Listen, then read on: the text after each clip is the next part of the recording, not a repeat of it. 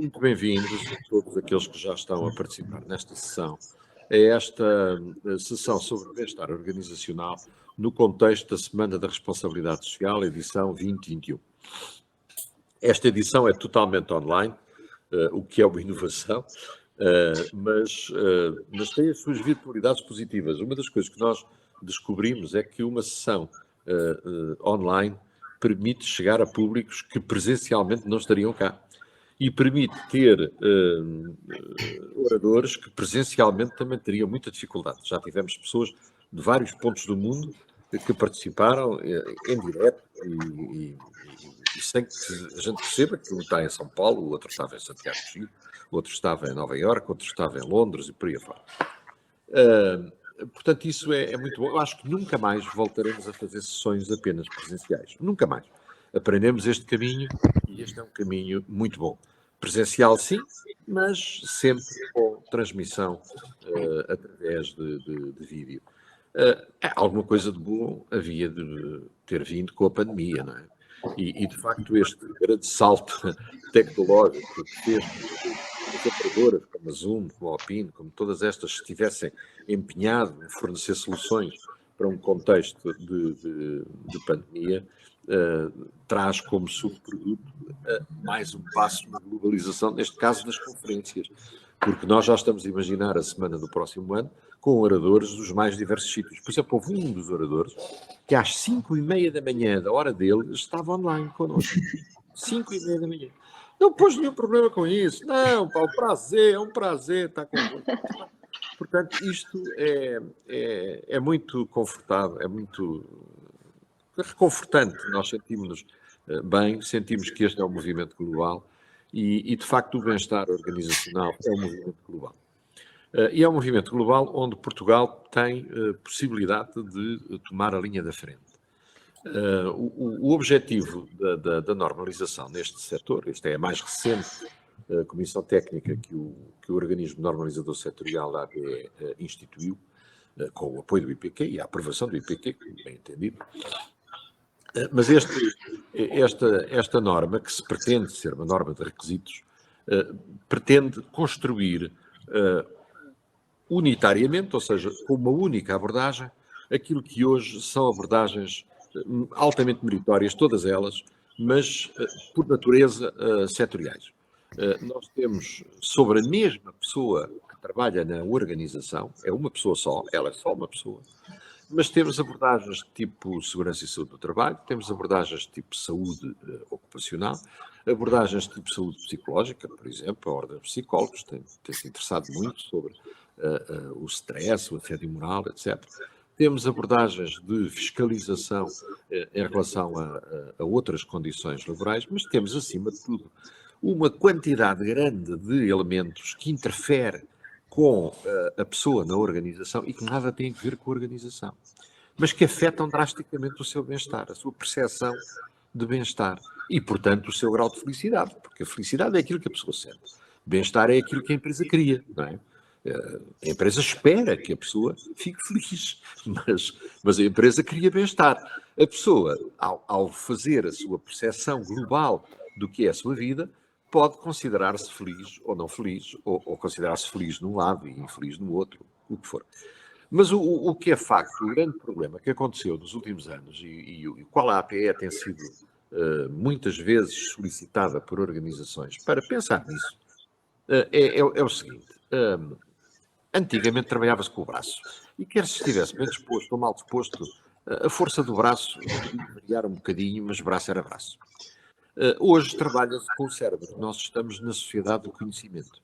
Trabalhamos com uma ferramenta suscetível de muitas influências e invisível. Invisível. Ou seja, a pessoa pode estar, mas não estar. A pessoa pode estar empenhada, mas na realidade, como parte do cérebro dela está ocupada com uma série de outras preocupações, como por exemplo não saber como é que paga a renda da casa, essa pessoa vai cometer erros. E isso aparece como acidente de trabalho. Ou aparece como falta de inovação. Ou aparece como falta de resposta a um cliente a quem se respondeu 3 horas depois, quando era para responder 10 minutos depois.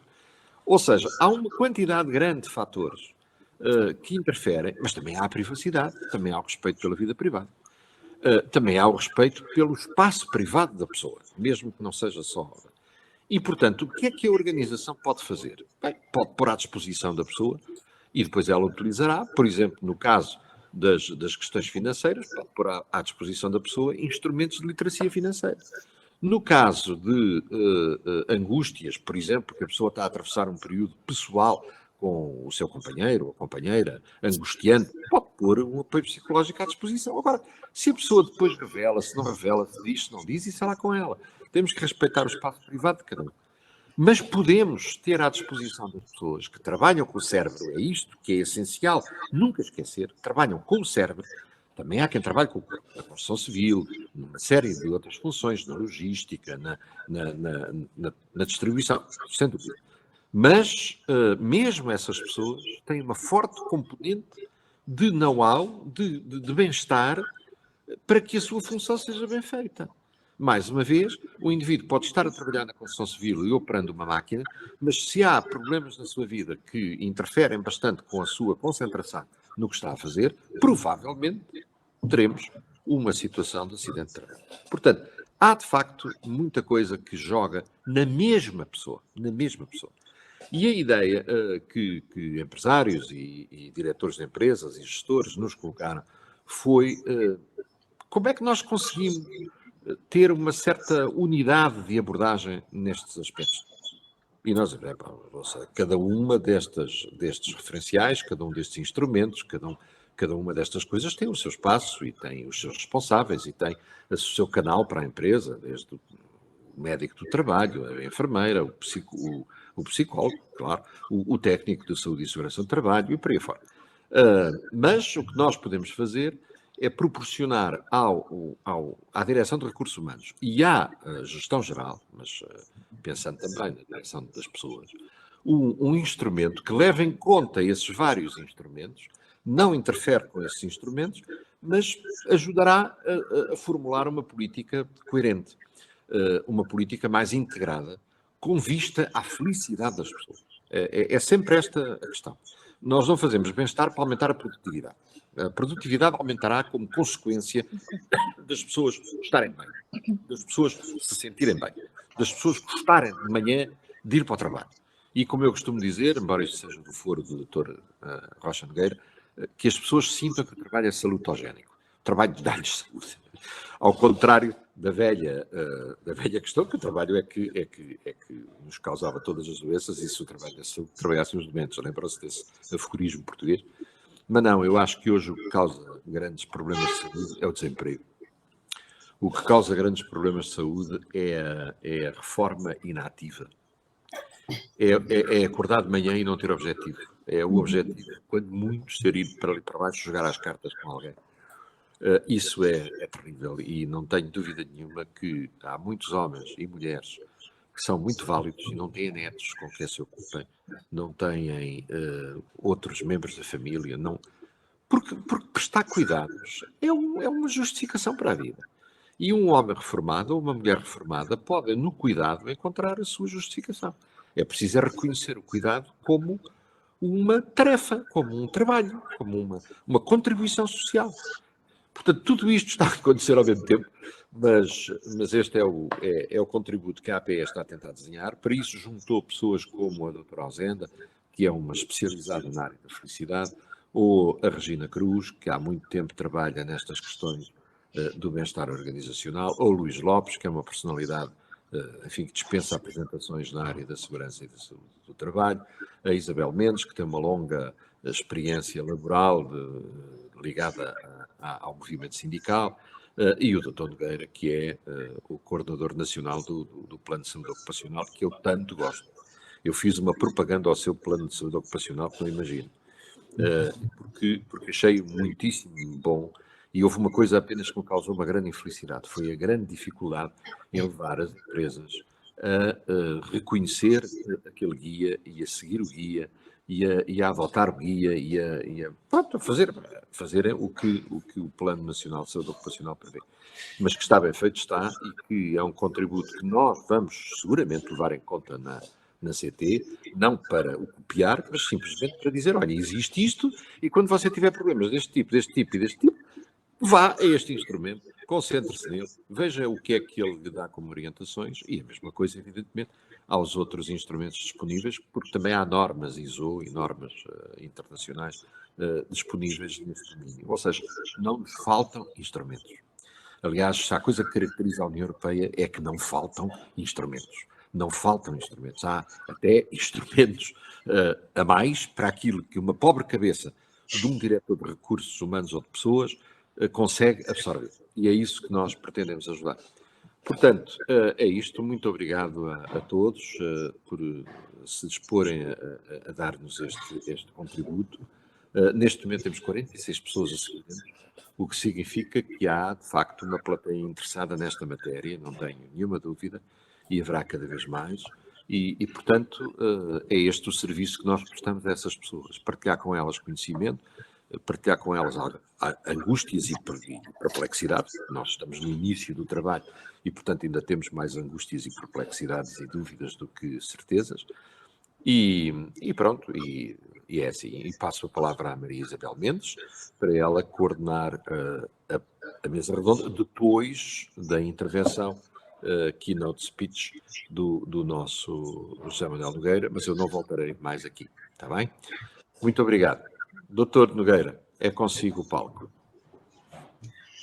Ora, bom dia a todos. Antes de mais, agradeço o convite que me foi dirigido e felicito também a organização do evento. Acho bastante útil, bastante interessante e com muitas vantagens, precisamente até face ao momento difícil que estamos a viver nesta situação atual de pandemia, em que há muitos trabalhadores que começaram a fazer trabalhos diversos, trabalhos nomeadamente à distância, trabalhos a partir de casa, e acho que é muito bom haver um ponto de situação para tentar saber até que ponto é que no seu local de trabalho, independentemente da sua localização, até que ponto é que eles conseguem obter essa conjugação da satisfação das suas atividades, das suas tarefas com o bem-estar a nível do trabalho.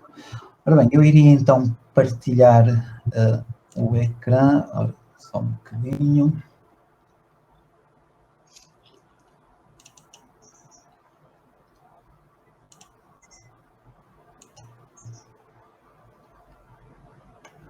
Julgo que já estão a ver a apresentação, certo? Ainda não, doutor. Então só.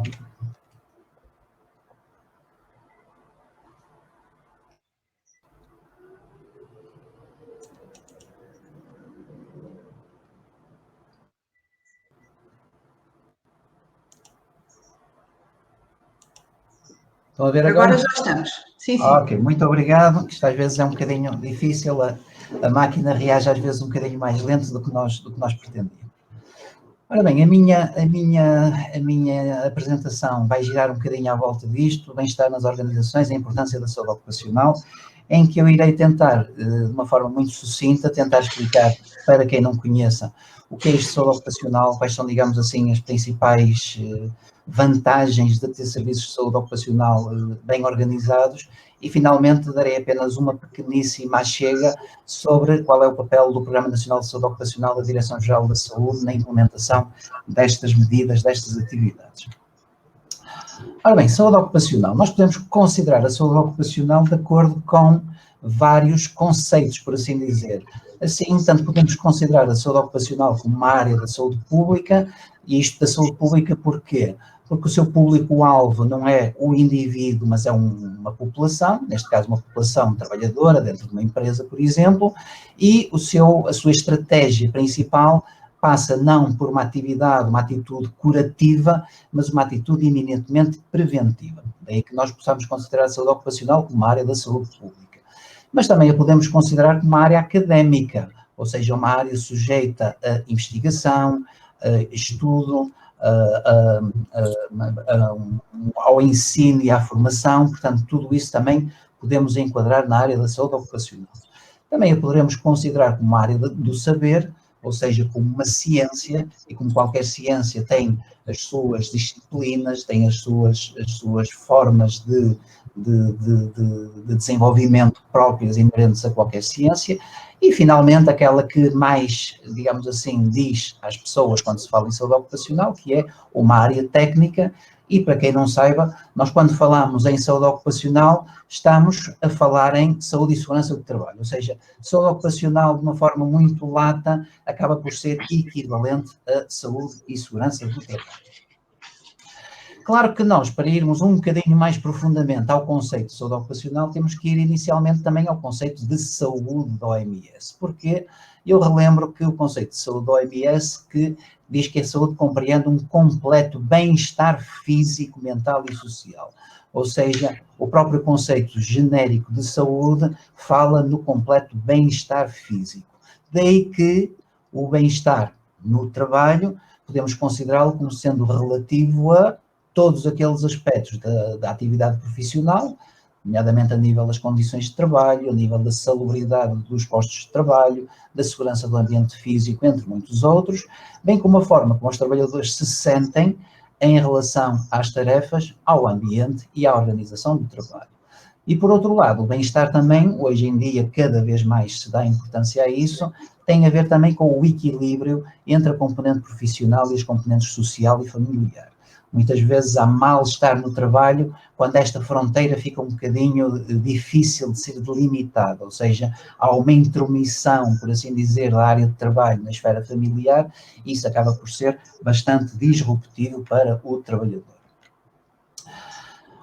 Assim, temos o conceito mais antigo, por assim dizer, que é o conceito do Comitê Misto da Organização Internacional do Trabalho, a Organização Mundial de Saúde de 1950, que basicamente dizia-nos que a finalidade, ou as grandes finalidades da saúde ocupacional, seria promover o bem-estar físico, cá está novamente o bem-estar físico, mental e social dos trabalhadores na sua atividade laboral e, por outro lado, adaptar o trabalho ao homem e cada homem à sua atividade.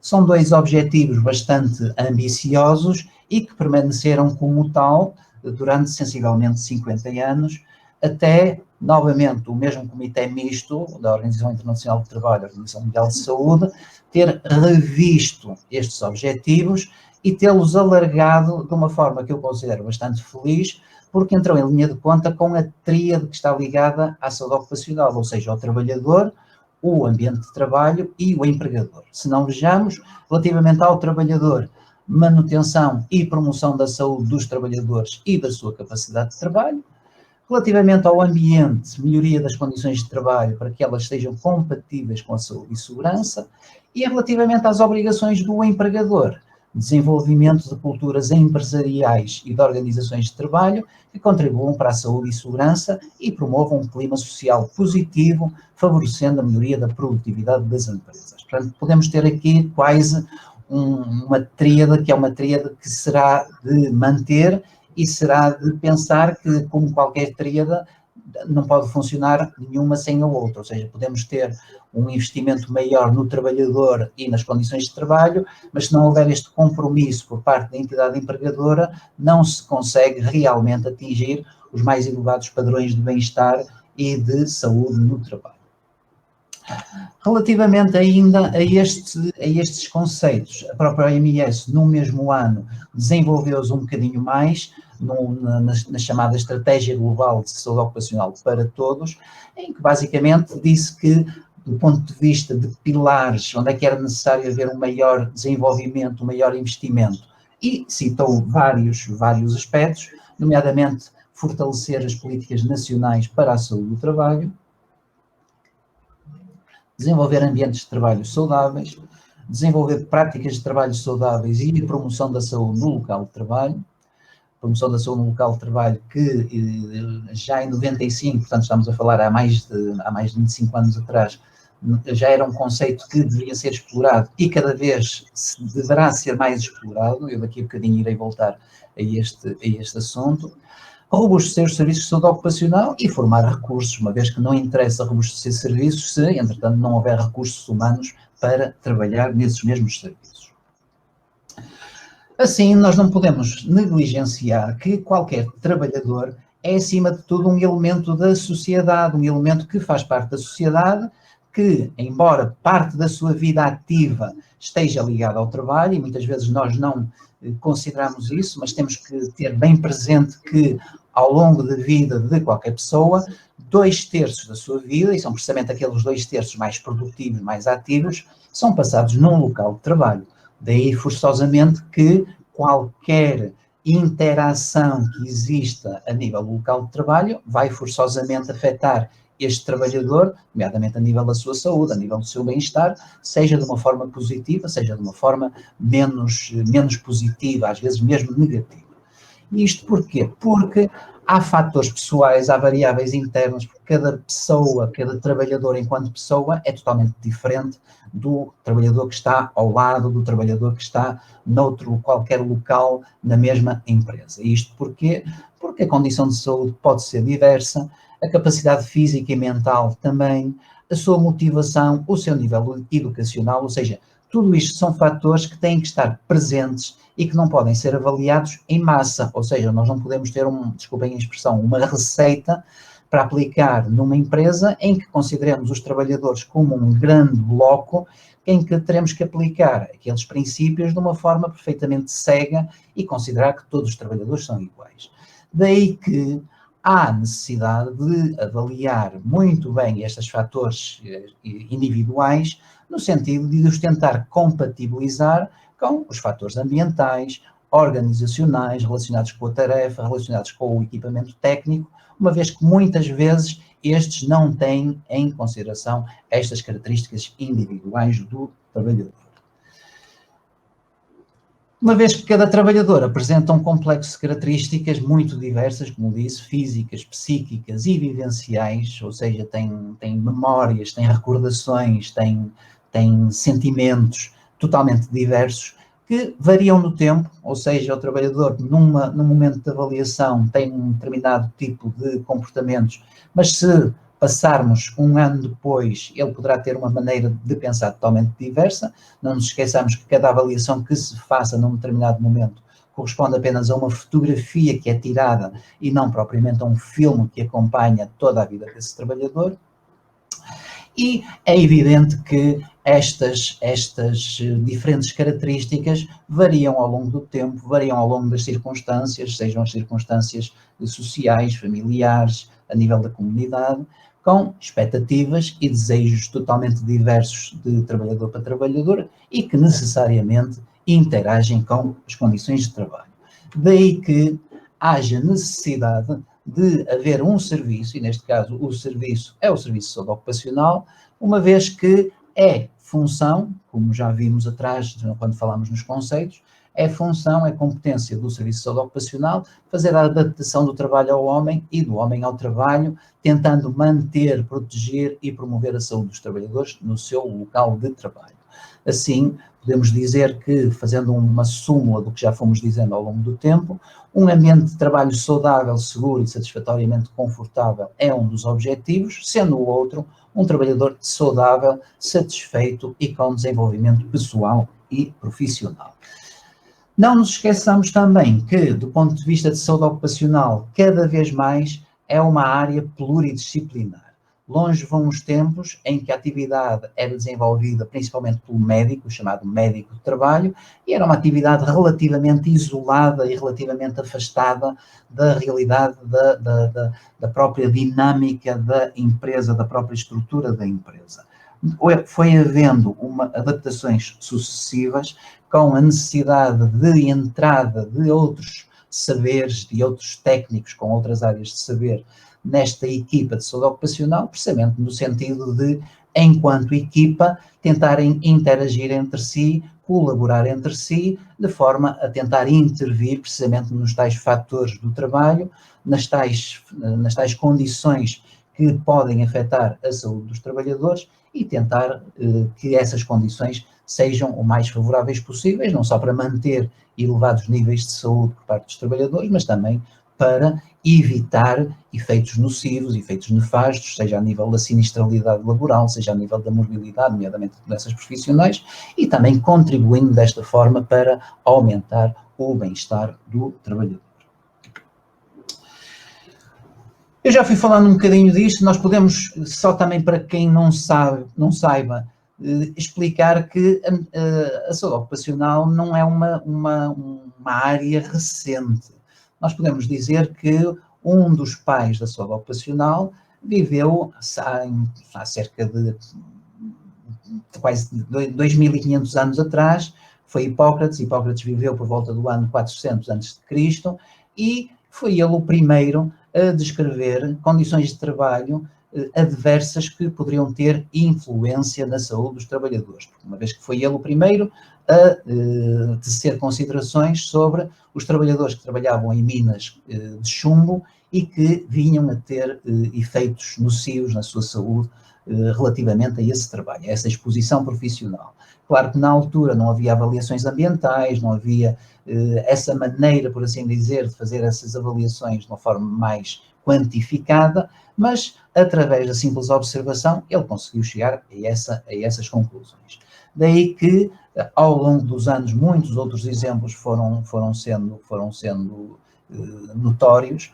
Não vale a pena agora estar aqui a dizer, mas podemos dizer que do ponto de vista de grandes figuras da saúde ocupacional ao longo dos anos, foram marcando a própria vivência, o próprio evoluir desta saúde ocupacional, até chegarmos, por exemplo, ao século XVIII, com Ramazzini e com uma publicação que ele editou, em que basicamente já faz uma descrição muito pormenorizada de uma série de doenças profissionais que ele foi avaliando através precisamente da sua simples observação dos trabalhadores. Portanto, mas esta foi a fase inicial, chamada fase da protomedicina de trabalho, que vigorou entre esta antiguidade clássica até sensivelmente à Segunda Grande Guerra. E, entretanto, com a Segunda Grande Guerra, entramos na chamada fase da medicina de trabalho clássica, desde a Segunda Grande Guerra até a década de 80, que basicamente teve a ver com a grande industrialização, a grande necessidade de reconstrução das nações, mercê da devastação que tinha acontecido com a Segunda Guerra Mundial. Entretanto, entramos a partir da década de 80 numa outra fase, neste caso já não de medicina de trabalho, mas de uma saúde ocupacional, e que tem a ver com vários fatores, um dos quais foi as empresas, as grandes empresas, as megaloempresas, que começaram cada vez mais a deixar de existir, ou seja, as grandes empresas começaram a ser substituídas por médias e pequenas empresas. Por outro lado, assistiu-se a um fenómeno que foi o abandono da agricultura, ou seja, um começo do abandono do setor primário para o setor secundário e mesmo para o setor terciário, ou seja, começou a haver um aumento da terciarização e mesmo da secundarização do trabalho, e também houve necessidade de adaptar as ciências que estavam na base da saúde ocupacional para atender a esta evolução, a estas alterações. Finalmente, a partir precisamente da década de 90 e com aquele manifesto do Comitê Misto OIT-OMS, entra-se propriamente na fase de segurança, higiene e saúde, hoje em dia apenas segurança e saúde do trabalho, que basicamente é aquela que ainda vigora hoje em dia e que, como eu disse, conta já não apenas com a equipa mais isolada, que era apenas o médico de trabalho, mas hoje em dia conta com inúmeros outros ramos profissionais, nomeadamente aqueles que são os fundamentais, que é o médico de trabalho, o enfermeiro de trabalho e o técnico de segurança, técnico superior de segurança de trabalho, mas muitos outros, desde ergonomistas, desde psicólogos de trabalho, inclusivamente nutricionistas. Hoje em dia há toda uma série de saberes que podem fazer parte da equipa de saúde ocupacional e, desta forma, trazer ou corresponder a mais-valias no sentido de intervir naquela empresa, precisamente para tentar atingir os níveis mais elevados de saúde dos trabalhadores.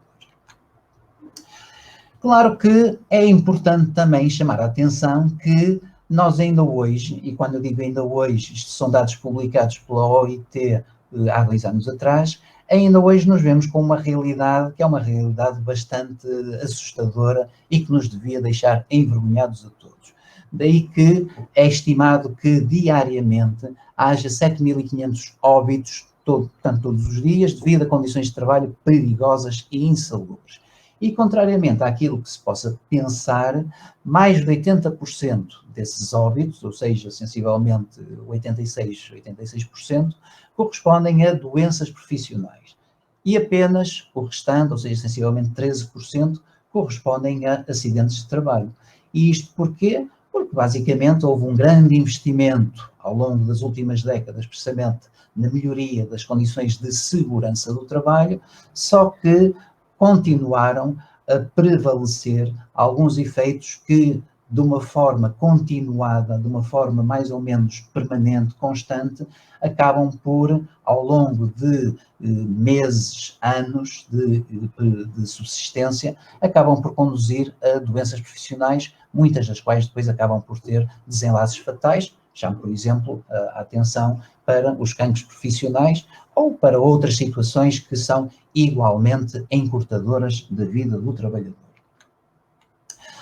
Ora bem, então, agora aqui eu passaria a tentar perguntar, então, perante isto tudo, perante estes números, perante inclusivamente alguns setores mais céticos, qual é então a necessidade, porquê investir em saúde ocupacional?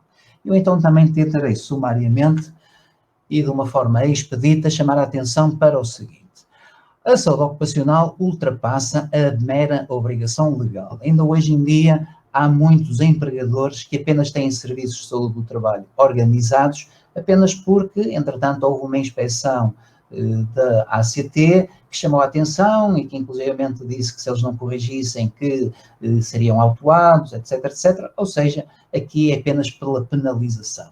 Mas nós não nos podemos esquecer que o cumprimento dos requisitos de saúde ocupacional, saúde e segurança do trabalho ultrapassa largamente os limites de uma mera obrigação administrativa e legal.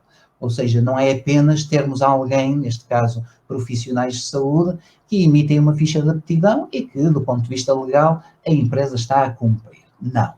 Uma vez que o êxito de qualquer empresa advém, acima de tudo, do êxito dos seus trabalhadores, ou seja, das suas capacidades plenas, do seu talento, da sua dedicação, do seu empenho pessoal, que só serão plenamente alcançadas se os trabalhadores sentirem bem-estar e segurança no trabalho e beneficiarem de bons níveis de saúde. Portanto, isto será, digamos assim, uma primeira justificação para investir em saúde ocupacional. Mas há mais. A saúde ocupacional é um investimento. Muitas vezes a pessoa considera a saúde ocupacional como um gasto, como uma despesa, mas não. É um investimento não só no presente, mas também para o futuro e que acaba até por ser lucrativo para qualquer empresa. Há vários estudos que revelam, concluem, que por cada euro que um empregador investe em saúde e segurança do trabalho, há um retorno no mínimo superior ao dobro. E as medidas que são implementadas no âmbito de saúde ocupacional, quando são bem planeadas, adequadas e revistas sistematicamente, nomeadamente através da avaliação de riscos que é feita periodicamente, podem proporcionar um retorno económico 3 a 10 vezes superior ao investimento, registando-se em algumas situações, por exemplo, no caso dos fatores psicossociais, uma rentabilidade que pode chegar a 12 para 1. Ou seja, temos aqui um fator económico que é lógico, julgo eu, é aliciante para qualquer empregador. Temos aqui, digamos assim, a falta de investimento que, por exemplo, temos aqui em termos de custos diretos e indiretos associados a uma situação de acidente de trabalho, que são medonhos. Os diretos são aqueles que têm a ver, como é lógico, com a remuneração de trabalho não realizada, as despesas médicas, indenizações, aumento do custo de seguro, mas depois temos todos aqueles custos indiretos associados à perda de produtividade, perda de qualidade de vida, à necessidade de reintegração profissional e social, eventualmente reparação ou substituição de máquinas e de equipamentos, redução da produtividade ou da qualidade de trabalho, ou seja, há toda uma série de gastos. Estes sim são preocupantes, não só em termos do seu custo em saúde humana, em vidas humanas, mas também económico, ou seja, mais uma vez vale a pena investir na prevenção disto, mais uma vez vale a pena investir na saúde ocupacional. Uma outra justificação é que a saúde ocupacional fomenta a produtividade, a qualidade e é uma vantagem competitiva. Isto porque sabemos que a produtividade da empresa depende do rendimento dos recursos e dos seus processos de produção. Ora bem, se nós tivermos um ambiente de trabalho saudável, ele pode ser fonte de desenvolvimento pessoal, reforçar as competências e as capacidades individuais e contribuir para o desenvolvimento do potencial de saúde e bem-estar do trabalhador e dos seus fatores de proteção. Ou seja, mais uma vez, aquilo que estávamos a falar ainda antes desta sessão começar, relativamente às expectativas de bem-estar a nível das empresas por parte dos trabalhadores, é evidente que um trabalhador que sente esse bem-estar é um trabalhador forçosamente mais produtivo e que acaba por tentar corresponder às expectativas que recaem sobre ele. Uma outra justificação é que a saúde ocupacional é um importante contributo para a responsabilidade social e para a sustentabilidade. Uma empresa que consiga garantir a totalidade dos requisitos de saúde ocupacional, ou seja, não apenas a mera emissão das fichas de aptidão, contribui para impulsionar o trabalho digno e sustentável, a justiça e a coesão social, uma vez que também vai assegurar trabalhadores que se sentem seguros e saudáveis, quer no presente, quer nos dias que hão de vir, com repercussão evidente também na saúde e bem-estar das pessoas, mas também na sociedade como um todo. Relembro que qualquer trabalhador acaba por ser um elemento válido da sociedade em que está inserido. Ora bem, muito sumariamente, eu não vou estar aqui agora a referir todo este quadro, mas basicamente que é de uma forma mais ou menos consensual que, a nível dos potenciais benefícios da saúde ocupacional para os Objetivos de Desenvolvimento Sustentável 2030, temos principalmente o Objetivo 3, que diz respeito à saúde de qualidade, o Objetivo 8, trabalho digno e crescimento económico, e mesmo o Objetivo 12, consumo e produção responsáveis. Ou seja, estes 3 objetivos são relativamente consensuais em termos de poderem vir associados ao exercício de uma saúde ocupacional bem desenvolvida, de uma forma de qualidade a nível daquilo que vai desenvolvendo, a nível de qualquer empresa. Portanto, temos também este fator, que é o fator da sustentabilidade e que tem a ver com os ODS. Finalmente, a saúde ocupacional apresenta vantagens potenciais, uma vez que pode cativar, sejam os trabalhadores, sejam os clientes, sejam os investidores. Relembro que cada vez mais há inclusivamente certificações, que um dos critérios da certificação é precisamente ter serviços de saúde ocupacional organizados. Diferenciação, quer a nível do mercado, quer a nível de segmentos do mercado, e valorização da imagem e da marca da empresa. Assim, podemos considerar que a saúde ocupacional é um excelente cartão de visita e valoriza a imagem da empresa. Temos aqui uma referência a um estudo que foi feito a nível de várias empresas ao longo de vários anos, que tentam quantificar alguns benefícios da saúde ocupacional ao longo dos anos, à medida que as medidas iam sendo desenvolvidas. E então, ao fim do primeiro ano, o que se verifica é que há aumento da moral dos trabalhadores, um maior envolvimento dos trabalhadores e uma melhor coesão da equipa de trabalho. Entre 1 a 3 anos, há melhoria da performance individual, da produtividade, com ganhos de cerca da ordem dos 30%, a atração e retenção de pessoal, com uma diminuição do turnover entre 10% a 25%, melhoria da satisfação profissional e, como já referi, melhoria da imagem da empresa. E entre 3 a 5 anos, o que se verifica, há diminuição dos acidentes de trabalho e das reclamações por parte dos trabalhadores e dos seus órgãos representativos, há um aumento do retorno do investimento na formação e desenvolvimento e há uma diminuição do absentismo, ou seja, cerca de 27% menos dias de ausência ao trabalho por doença.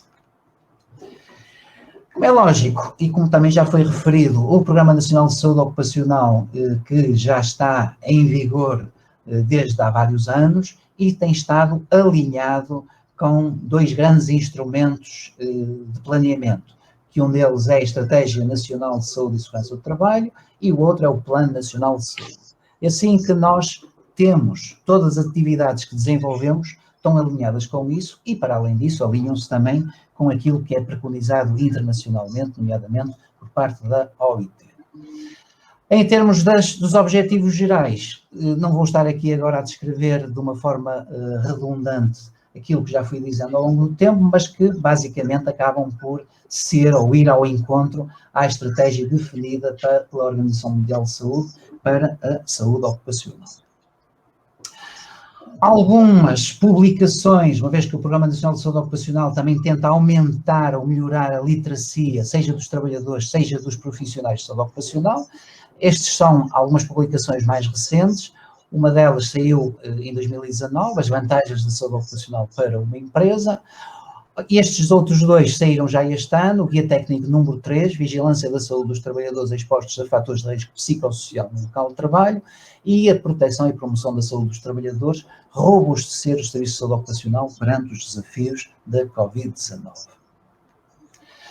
E só para terminar, eu ia chamar aqui o ex-libris do Aquilino Ribeiro, alcança quem não cansa, e isto tanto se refere aos empregadores, ou seja, os empregadores não podem desistir e ficar-se apenas pelo mínimo, e neste caso o mínimo é o tal cumprimento legal, é apenas dizer, eu tenho aqui uma empresa, tenho aqui alguém que me faz saúde ocupacional porque me emite as fichas de aptidão e desta forma eu fico com o trabalho realizado. Não, isso é minorar e é ter pouca exigência por parte do próprio empregador. O empregador, neste caso, tem que ser exigente. Ele, se é exigente com serviços que contratualiza e que se não houver satisfação por parte desses serviços, é evidente que os dispensa, porque não ter o mesmo grau de exigência com os profissionais de saúde ocupacional. Ou seja, há todo um grande leque, um grande número de atividades que são obrigatoriamente, ou que têm que ser obrigatoriamente desenvolvidas por parte deste serviço. É evidente que o empregador tem que exigir esse serviço, tem que exigir esse futuro. Só para terminar, e como estamos a falar em empregadores e em trabalhadores, ficar-me-ia mal se eu não dissesse que é evidente que a nível do Programa Nacional de Saúde Ocupacional nós trabalhamos com uma equipa e eu é com o maior gosto e a maior honra que partilho aqui os elementos que fazem parte da minha equipa, ou seja, enalteço também o trabalho que eles têm desenvolvido ao longo do tempo, que na verdade tem sido notável. E agradeço a vossa atenção e as minhas desculpas se me alonguei um bocadinho mais do que era esperado. Muito obrigado. Muito obrigada, Dr. José Manuel Rocha Nogueira, pela partilha e, sobretudo, pela riqueza de conteúdos e de esclarecimentos que nos trouxe sobre esta temática na sua apresentação. Vamos então agora dar início à mesa redonda que integra esta sessão, durante a qual iremos estabelecer um diálogo com a doutora Ausenda Oliveira, que é sócia fundadora da Pair Up Coaching e também presidente indigitada da Comissão Técnica 219, que é, portanto, promovida pela APE enquanto organismo de normalização setorial. A doutora Regina Cruz, sócia fundadora da Wellbeing 3.8, o doutor Luís Lopes, vice-presidente da Federação Nacional de Ensino e Investigação. Duas boas-vindas aos três, agradeço imenso a vossa disponibilidade e o interesse que manifestaram em estar hoje aqui presentes nesta Semana da Responsabilidade Social e em torno de uma temática tão relevante. Lamentamos não ter sido possível contar neste debate com a presença da doutora Susana Silva, diretora de pessoal, como ela própria diz, diretora de pessoas do El Corte Inglês, mas efetivamente por motivos imperativos ela não pôde estar aqui hoje connosco. Como se inferiu das palavras, quer na abertura do engenheiro Mário Parra da Silva, quer ao longo de toda esta excelente apresentação do Dr. José Rocha Nogueira, nós estamos perante um tema, o bem-estar, que é de facto reconhecido como um alicerce fundamental em várias dimensões. Desde logo a dimensão individual, pelos benefícios que gera na qualidade de vida em geral de todas as pessoas, na dimensão organizacional, pelos ganhos em melhoria de desempenho e em produtividade, pelo menos, e na dimensão social, na medida em que, se houver atuação neste âmbito, reduzem-se os custos do Sistema Nacional de Saúde com tratamentos e os custos também do Sistema de Segurança Social com as subvenções por doença. observa-se uma tendência cada vez maior para que as organizações se empenhem em procurar criar ambientes motivadores e em que os seus trabalhadores se sintam envolvidos. O foco já não é apenas a ausência de doença diretamente relacionada com o trabalho, mas sim o bem-estar e a felicidade do trabalhador. Contudo, as experiências que vivenciamos no local de trabalho, sejam elas físicas, emocionais, mentais ou sociais, afetam-nos não só enquanto estamos nesse local de trabalho, mas também nas restantes dimensões da nossa vida. Trabalho e vida pessoal e familiar não são contextos separados, são domínios bastante entrelaçados e que têm efeitos recíprocos entre si. E, portanto, as condições de bem-estar resultam da interação de um conjunto de variáveis diversas, presentes em diferentes ambientes que envolvem a vivência de cada pessoa, o que aumenta e muito a complexidade desta matéria e dificulta a descoberta de respostas eficazes para a sua implementação nas organizações. Por outro lado, a regulação neste domínio é vasta, tem há alguns anos, poderá talvez não estar ainda suficientemente alinhada com estas novas dinâmicas. E é um bocadinho em torno destas questões que nós vamos hoje aqui falar um pouco, tentando aprofundar a temática. Eu começaria pela Regina. Olá, Regina, muito obrigada por estar aqui conosco hoje.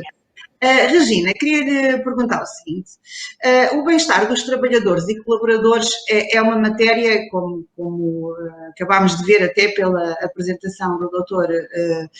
Rocha Nogueira, é uma matéria que de facto já é alvo de uma regulação ampla e exige às organizações a adoção de um conjunto de medidas preventivas e corretivas para preservar a segurança e a saúde dos trabalhadores. Da sua prática, quais são as dimensões de bem-estar que ainda falta contemplar neste vasto acervo legislativo e em que medida é que essas dimensões mais esquecidas do bem-estar, se prevenidas, podem de facto acrescentar valor à organização? Bem, obrigada, bom dia a todos. Foi uma excelente apresentação, Dr. José Rocha Nogueira, obrigada pelas partilhas. Eu não ia tanto pela dimensão. O que eu acho e o que eu sinto pela experiência que tenho, de alguns anos já a trabalhar nestas áreas, com algumas organizações, e de ouvir muitas pessoas e de perceber a dinâmica de um programa de bem-estar, já na sua implementação, é que o que falta muitas vezes são os princípios, é a base. É aquilo que faz com que depois qualquer programa ou ação que seja feita nesta área floresça.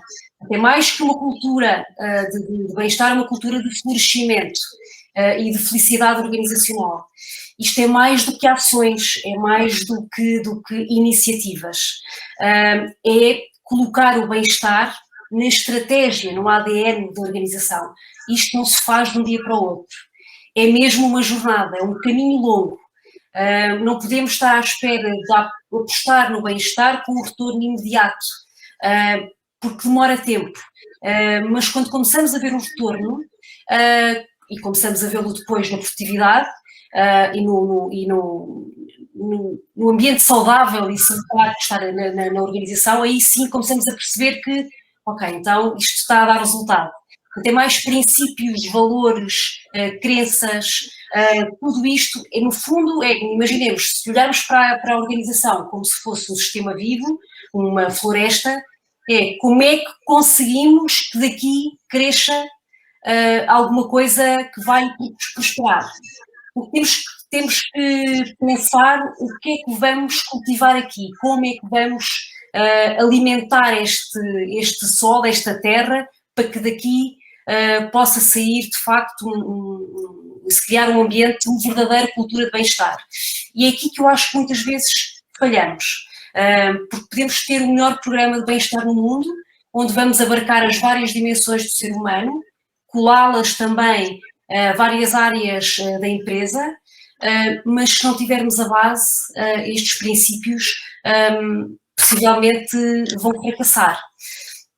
tem mais olhar para o bem-estar como florescimento, sair desta noção de sobrevivência, de fazer alguma coisa que vai funcionar aqui ou ali, mas criar um programa e os fundamentos para que o programa cresça e prospere e floresça. Na minha opinião, é isso que falta muitas vezes. Muito obrigada, Regina. Gostei muito desta sua expressão, colocar o bem-estar no ADN da organização. Revela bem, de facto, qual é que é a essência desta problemática. No fundo, também, dando aqui um pouco a ideia de que, e isto está provado em alguns estudos feitos nesta área, de que a permanência, a longevidade das ações de bem-estar que possam ser implementadas numa organização é normalmente um preditor muito mais importante e relevante do que propriamente a intensidade do momento em que elas ocorrem. Daí a importância, de facto, de fazer aqui um caminho permanente de condução ao bem-estar geral das pessoas nas organizações. Luís, bom dia também para ti, muito obrigada.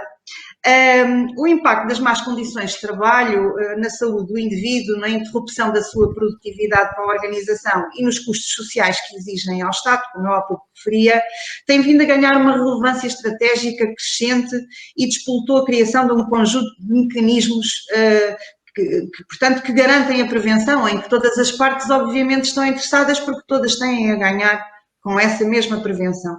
O que eu te pergunto é, até que ponto é que estes mecanismos, olhando a saúde e o bem-estar apenas sob o prisma do trabalhador, não estarão a ser redutores de uma macrovisão mais centrada na pessoa e nas tais necessidades que a pessoa tem e entram em interligação e têm a reciprocidade nas várias dimensões da sua vida? Exatamente, eu subscrevo por inteiro essa afirmação, mas antes eu queria dar aqui enfim, felicitar de uma forma muito particular. Eu ando nesta área há mais de 30 anos e devo dizer que o Plano Nacional de Saúde Ocupacional, para mim, é neste momento o documento mais importante que nesta área nós temos pela frente. É um documento que revela uma ambição muito grande, mas sobretudo também uma seriedade muito grande na abordagem dos problemas. E tomara eu que nas outras áreas, nas outras tutelas, houvesse tanta preocupação estratégica como há a nível neste momento da saúde, na elaboração.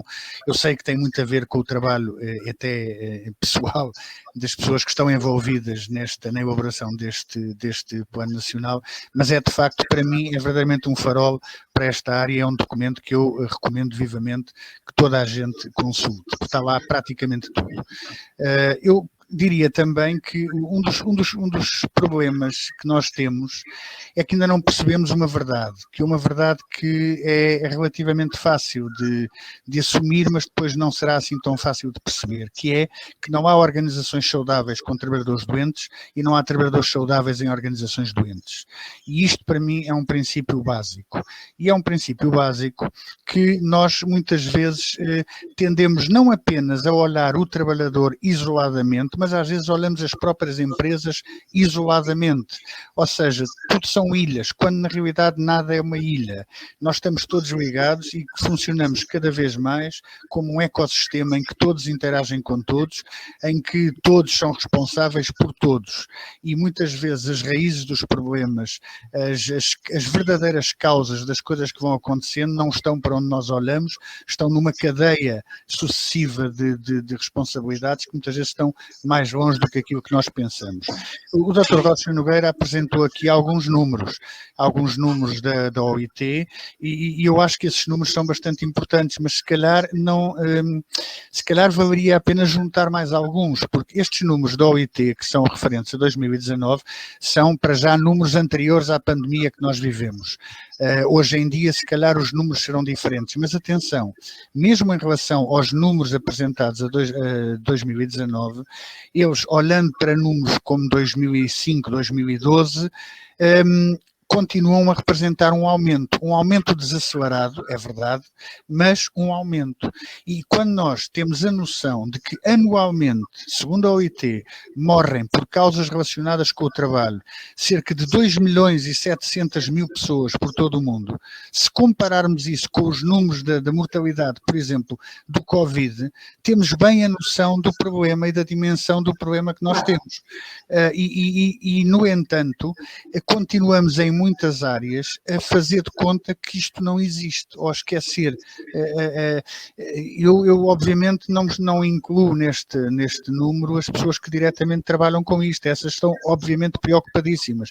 Agora, a nível até da cultura empresarial, esta realidade continua a aparentemente não afetar, porque, por exemplo, quando nós olhamos e vemos que por ano acontecem em número de acidentes de trabalho não fatais, mas suficientemente graves para obrigarem a uma baixa de pelo menos 3 dias, e temos um número de 374 milhões de acidentes de trabalho em todo o mundo, isto é um número verdadeiramente assustador. Isto é verdadeiramente uma arma de destruição massiva. O trabalho é uma arma de destruição massiva quando não tinha que o ser. O trabalho devia ser a mais nobre forma de vida e está-se a transformar numa forma de morte. E não é isso que nós pretendemos. E é essa responsabilidade que nós temos que ter. 12 trabalhadores a nível mundial por segundo terem um acidente de trabalho que os vai obrigar a ter baixas superiores a 3 dias, é um número extremamente preocupante. E atenção que isto não acontece apenas, temos um bocado aquela ideia, isso acontece por causa dos países do terceiro mundo. Não, é terceiro, segundo, primeiro, todos eles, porque formos ver apenas a União Europeia, ainda com a Inglaterra, porque são números de 2019 e, portanto, a Inglaterra ainda cá estava, temos diariamente mais de 7.600 mortos por causas relacionadas com o trabalho. E isto na civilizacionadíssima União Europeia. Portanto, isto não é um problema dos outros, isto é um problema nosso, interno, que começa nas nossas próprias organizações, que começa nas nossas próprias instituições.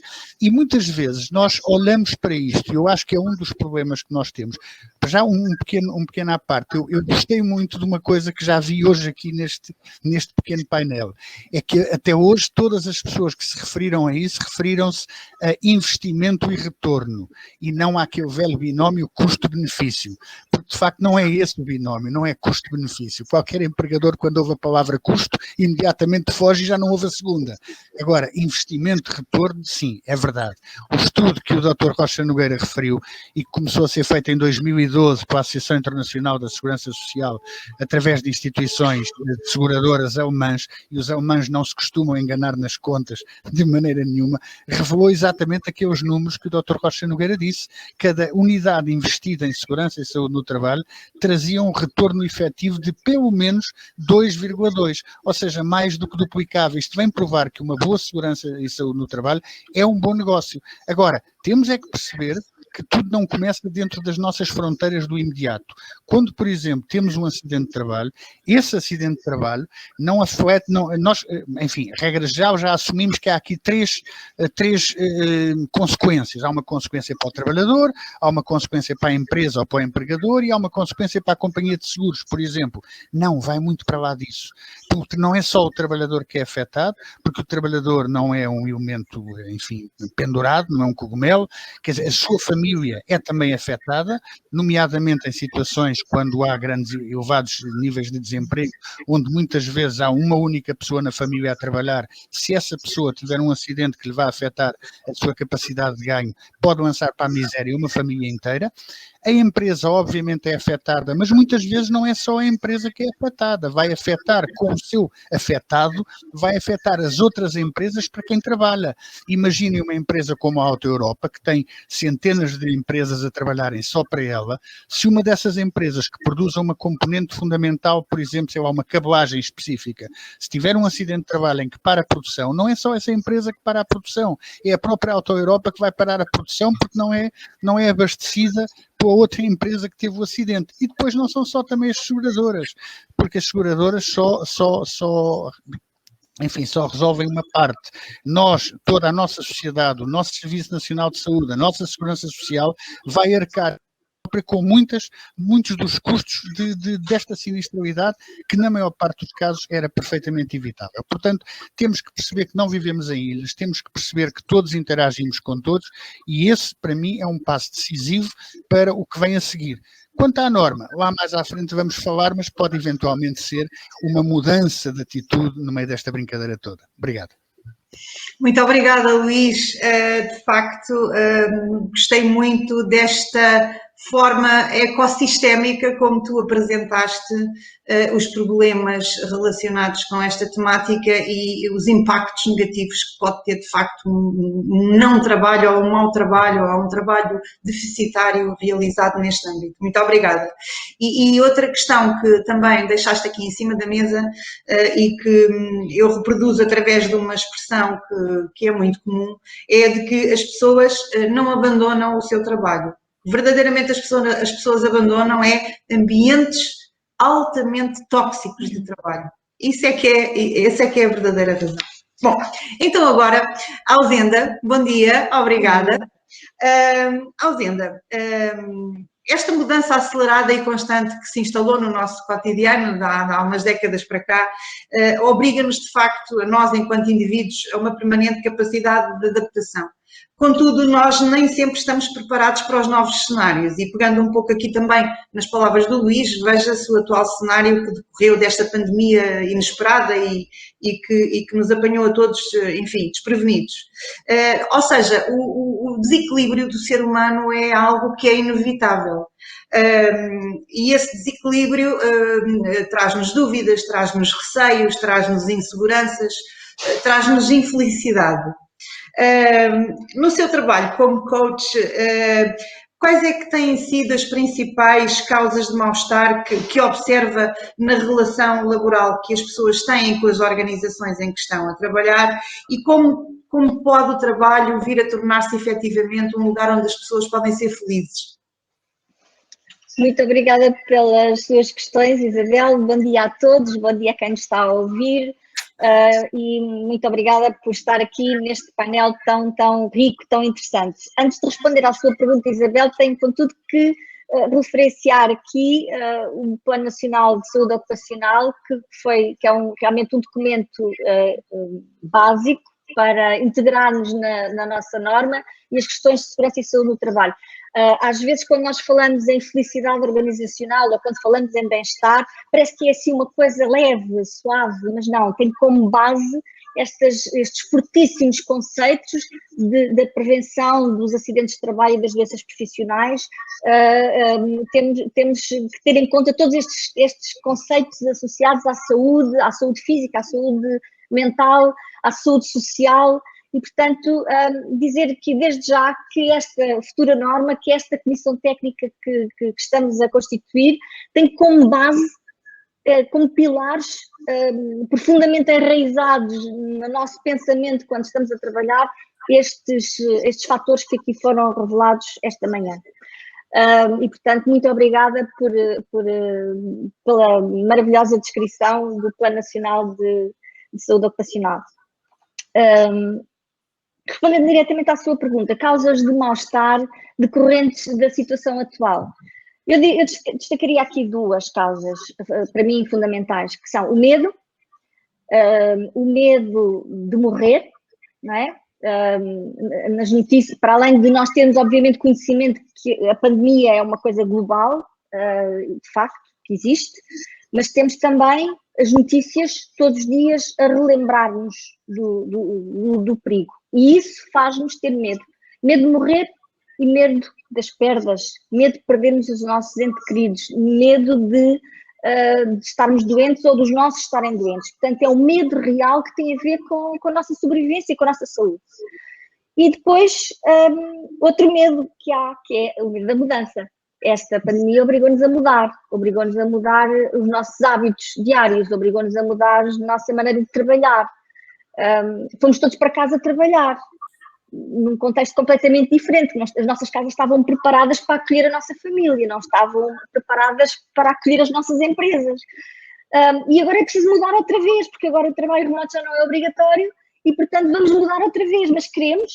há coisas que afinal até se começaram a entranhar em nós, e trabalhar em casa se calhar afinal até tem as suas vantagens. E portanto este medo das perdas, medo da doença, medo da falta de saúde, medo deste ambiente, não é? De tudo o que nos pode acontecer e aos nossos, e o medo da mudança. E portanto estas para mim foram as duas grandes causas de mal-estar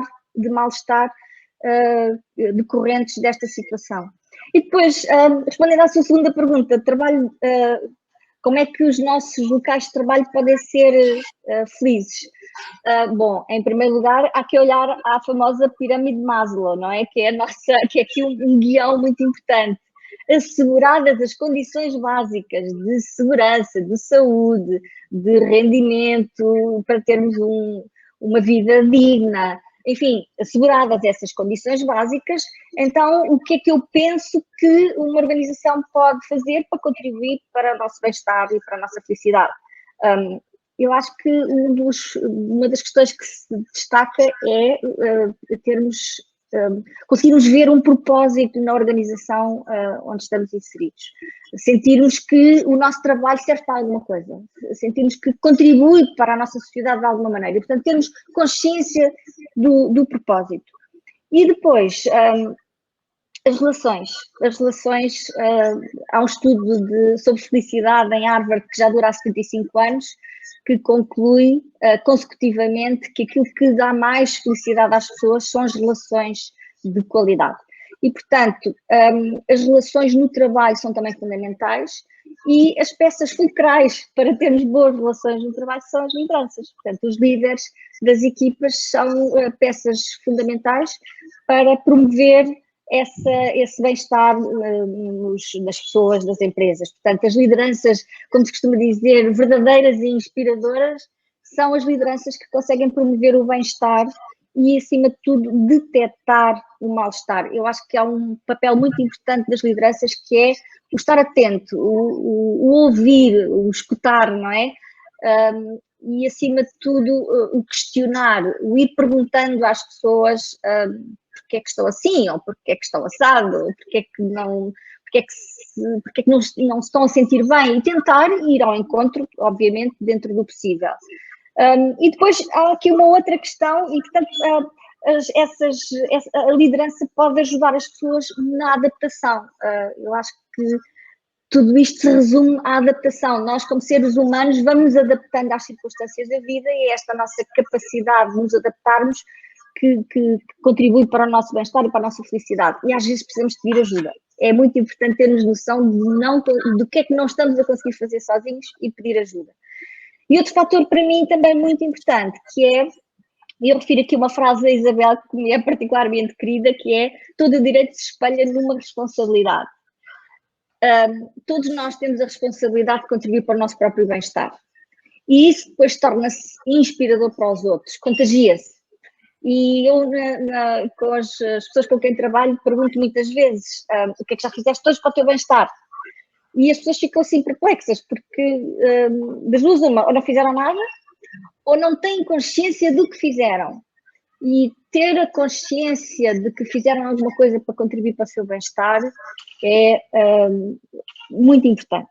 Eu refiro aqui o último livro do António Damasio, nosso querido António Damasio, que eu estou agora a começar a ler, que se chama Sentir e Saber a Caminho da Consciência. Portanto, este sentir, como é que eu me sinto, e melhor do que isso, o que é que eu posso fazer para me sentir melhor, contribui claramente para o bem-estar nas organizações e para a felicidade de todos e de um modo mais alargado, obviamente, da sociedade, e para que todos floresçam, não é? Neste bem-estar e nesta felicidade. Obrigada, Alzenda, pela excelente resposta, tão ampla também em possibilidades de análise desta problemática. Eu destacaria aqui um elemento que me parece fundamental, que é justamente quando a Alzenda refere que, de facto, há uma mudança que nos é imposta pela pandemia, há uma alteração radical das nossas formas de trabalho, dos locais, passamos a trabalhar em casa, e com isso também pelo menos numa primeira fase, uma grande desorganização familiar em torno da ideia de família e da vida pessoal, em que há uma espécie de invasão do trabalho do nosso espaço que anteriormente estava reservado apenas a essas duas latitudes da nossa vida. E de facto não deixa de ser também interessante em relação a isto, notar que desde que é elaborado em Portugal o Índice Nacional de Bem-Estar, portanto, que é uma publicação, um estudo do Instituto Nacional de Estatística e que aborda um conjunto de fatores relativos, portanto, à qualidade de vida em geral, de facto, o único fator que tem vindo a diminuir desde 2004 é mesmo o índice relativo ao bem-estar considerado na perspectiva da relação trabalho-vida pessoal. Portanto, as pessoas em geral têm de facto nesta questão um peso significante, não é? Portanto, é algo que as preocupa e é algo que elas têm considerado em termos da nossa sociedade que não está ainda completamente resolvido do ponto de vista de estar equilibrado para que elas possam efetivamente ter essa harmonia também nas outras dimensões de vida. As organizações também se ressentem destas mudanças e elas próprias precisam de encontrar caminhos de sobrevivência e de sustentabilidade dos seus negócios. Esta equação do bem-estar e felicidade das pessoas nas organizações é um investimento que faz sentido, portanto. O microfone. Sim, totalmente. Nunca foi tão importante falarmos nestes temas como hoje. É curioso falar, por exemplo, da questão da conciliação. A família, acho que neste momento é bem capaz de ser um dos stakeholders mais importantes de uma organização. E temos de olhar muito para isto. O tema da conciliação é de facto muito, muito importante e estratégico num programa de bem-estar e felicidade organizacional. Nunca foi tão importante. Aliás, nós percebemos ao longo do ano que passou, desde que iniciou a pandemia, que de um momento para o outro as empresas começaram a falar muito nisto. Parece que de um momento para o outro começou a ser prioridade. Não sempre foi. A verdade é que muitas vezes era sempre colocado no fim da lista. E agora é quase assim ou assim. É uma questão de sucesso das empresas. Portanto, ligar bem-estar e felicidade ao sucesso das organizações é de facto a melhor estratégia que as empresas podem seguir.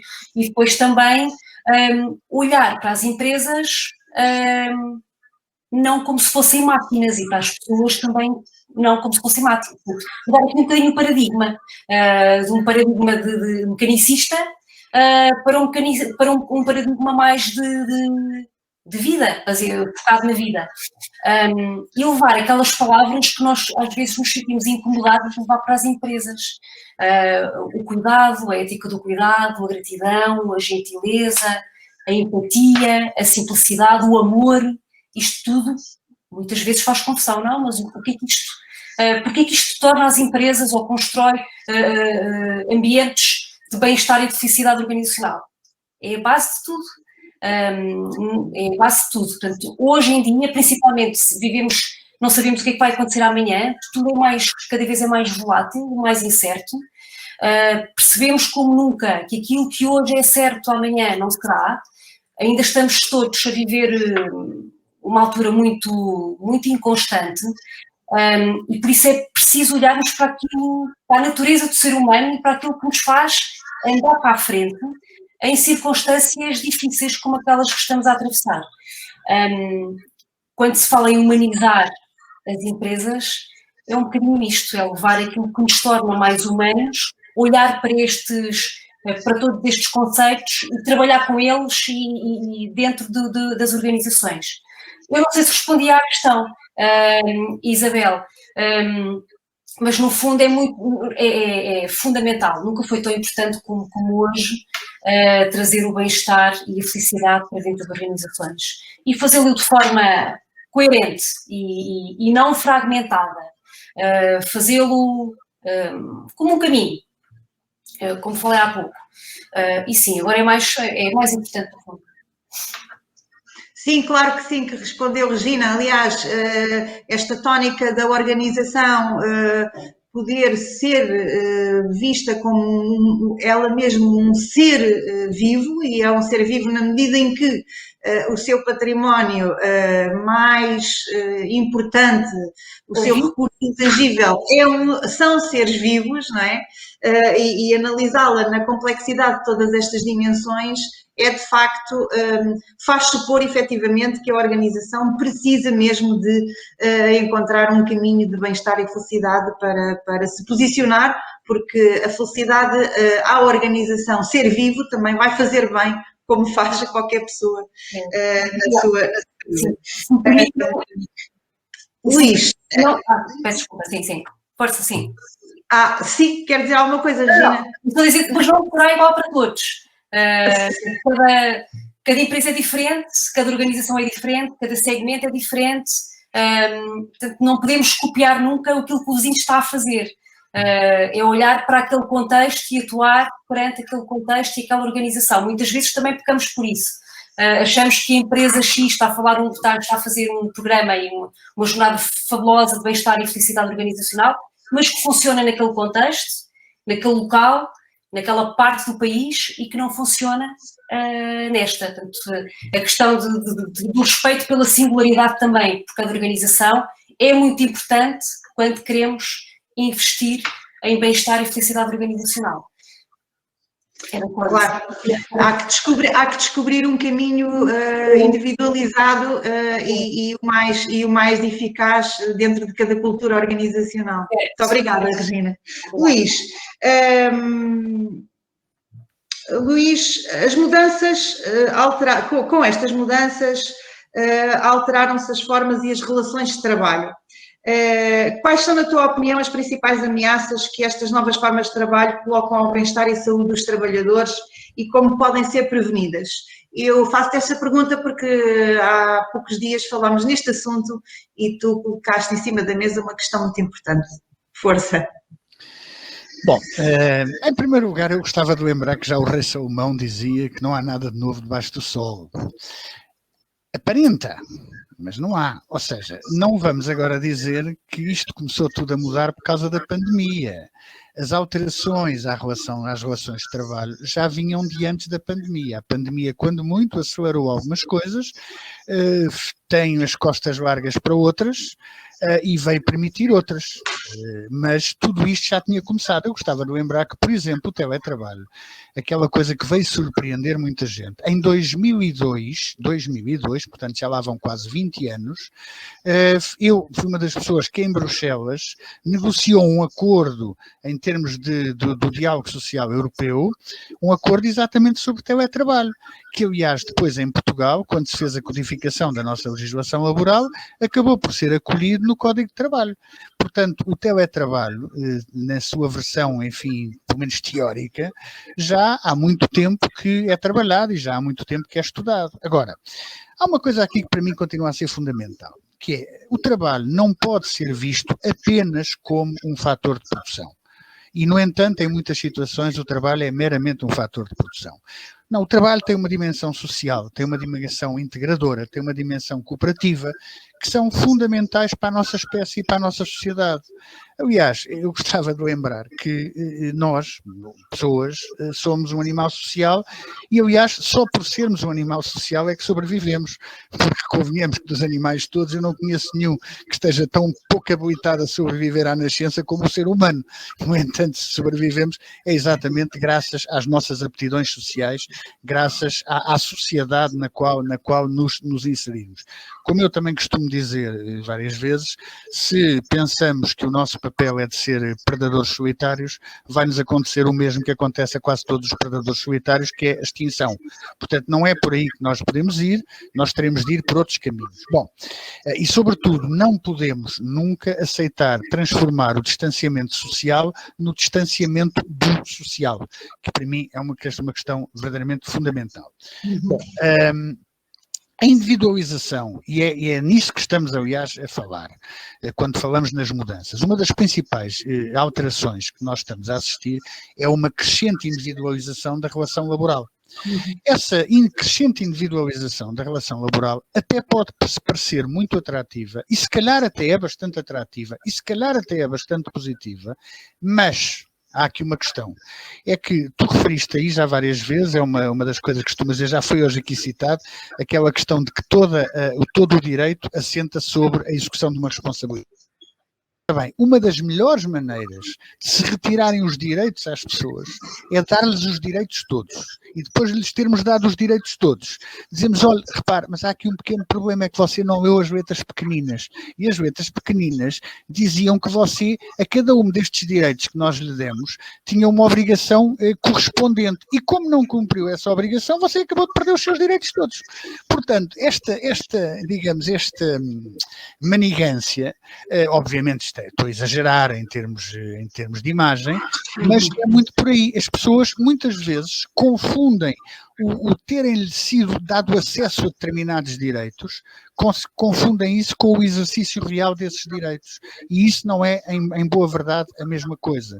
E uma das questões que para mim me assusta nas alterações da relação de trabalho que está a acontecer é exatamente isto. Não é a individualização em termos do local de trabalho, dessas coisas todas.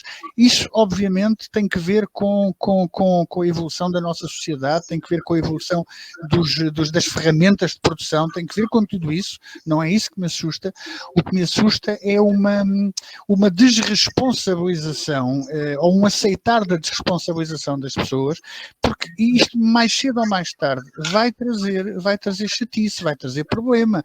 A legislação laboral, por exemplo, é uma legislação que não é uma legislação neutra, não pode ser uma legislação neutra, é uma legislação que existe para proteger o elo mais fraco. E, de facto, na relação de trabalho, continuará sempre a existir um elo mais forte e um elo mais fraco.